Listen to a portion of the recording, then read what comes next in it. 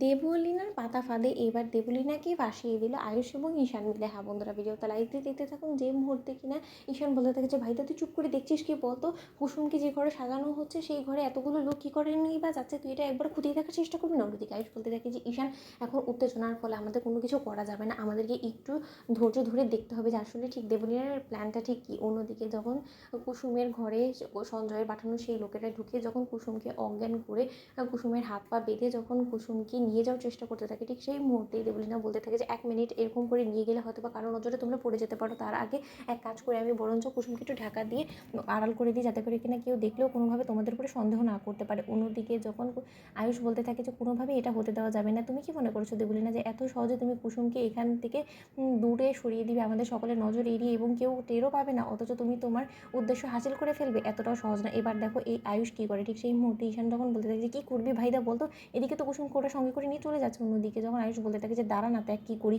অন্যদিকে যখন আয়ুষ কুসুমকে যে স্প্রে দিয়ে অজ্ঞান করা হয়েছে, ঠিক সেই স্প্রেটাই যখন দেবলীনার দিকে ছুঁড়ে মারে এবং বলতে থাকে যে এবার দেবলীনা তুমিও কুসুমের পাশাপাশি অচেতন হয়ে পড়ো, এবার কুসুমের জায়গায় তোমাকেই আমি রীতিমতো তোমার পাতা ফাঁদে আমি ফাঁসিয়ে দেবো, এবার তুমি দেখো। ঠিক সেই মুহূর্তেই যখন সেই গুন্ডারা গাড়ি নিয়ে আসার আগ মুহূর্তে যখন অবশেষে কোণে পাল্টিয়ে দেয় এবং কুসুমের জায়গায় যখন দেবলীনাকে পাঠিয়ে দেয় গুন্ডাদের হাতে, এবং গুন্ডারা যখন বলতে থাকে যে আমাদের কাজটা সাকসেসফুলি হয়ে গেছে, এবার বরঞ্চ তুই সঞ্জয় দাকে ফোন করে বলে দে যে আমাদের কাজটা আমরা সম্পূর্ণ করে ফেলেছি, এবার যাতে সে তার কাজটা করে ফেলে। অন্যদিকে যখন সঞ্জয়কে গুন্ডারা ফোন করে বলতে থাকে যে কাজটা হয়ে গিয়েছে, আপনি এসব নিয়ে একদম টেনশন করবেন, আমরা বলেছিলাম না ও একটা চুনোপুটি মাত্র, ওকে আমাদের বশ করা এতটা কঠিন হবে না। অন্যদিকে যখন সঞ্জয় বলতে থাকে যে যাক ভালোই ভালো, যখন এই কাজটা হয়ে গিয়েছে আমি এই জিনিসটা সব থেকে বেশি টেনশনে ছিলাম, এবার অন্তত আমি আমার দিকটা সামলে নিতে পারবো। কিন্তু এখানে আমি দেবলীনা ম্যাডামকে কখন থেকে ফোন করছি, কিন্তু কোনোভাবে দেবলীনা ম্যাডাম কেন ফোন রিসিভ করছিলাম তো সেটাই বুঝতে পারছি না।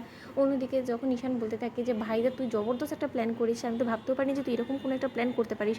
অন্যদিকে আয়ুষ বলতে থাকে যে খুব করে ভেবেছিল দেবলীনা যে রীতিমতো ও কুসুমকে অজ্ঞান করে গুন্ডাদের হাতে পাঠিয়ে দিয়ে ও রীতিমতো কুসুমকে পাচার করে দেবে এবং কেউ আমরা টেরও পাবো না, এবং কুসুমের এত বড় একটা বিপদ হবে, কিন্তু আমরা কোনোভাবেই কুসুমের সহযোগিতাও করতে পারবো না। কিন্তু এবার দেবলীনা তুমি নিজেকে কী করে বাঁচাবে গুন্ডাদের হাত থেকে বলো তো। অন্যদিকে যখন ঈশান বলতে থাকে আচ্ছা ভাইদা, ওরা যদি জানতে পেরে যায় যে ওই মুখোশের আড়ালে রীতিমতো ও কুসুম নয় বরঞ্চ দেবলীনা আছে, ঠিক তখন কী হবে। অন্যদিকে যখন আয়ুষ বলতে থাকে যে সেরকম কোনো কিছু হবে না, কারণ আমি যতটুকু বুঝতে পেরেছি ওদেরকে দেখে ওরা কোনোভাবেই জানে না যে কুসুম আসলে দেখতে কেমন, তাই ওরা হয়তোবা যাকে সঙ্গে করে নিয়ে গিয়েছে তাকেই ওরা কুসুম ভাববে এবং তাকেই হয়তোবা ঠিকানা লাগানোর চেষ্টা করবে, এবং এতে করে আমাদেরও প্রতিশোধ নেওয়া পূরণ হয়ে যাবে। কিন্তু তার আগে যে করে হোক না কেন আমাদেরকে অবশ্যই কুসুমকে সুস্থ সবল করে তুলতে হবে, কারণ ওর যা অবস্থা দেখছি এতে করে তো ওর আরও বেশি অবস্থা অবনতি হয়ে যাবে। এর আগে আমাদেরকে ওকে যে করে হোক না কেন হসপিটালে নিয়ে যেতে হবে। অন্যদিকে ঈশান বলতে থাকে যে ভাইদের এখন ওকে নিয়ে যাওয়ার সময় নেই। তোমাদের লাইক এবং শেয়ার সাবস্ক্রাইব করতে ভুলো না।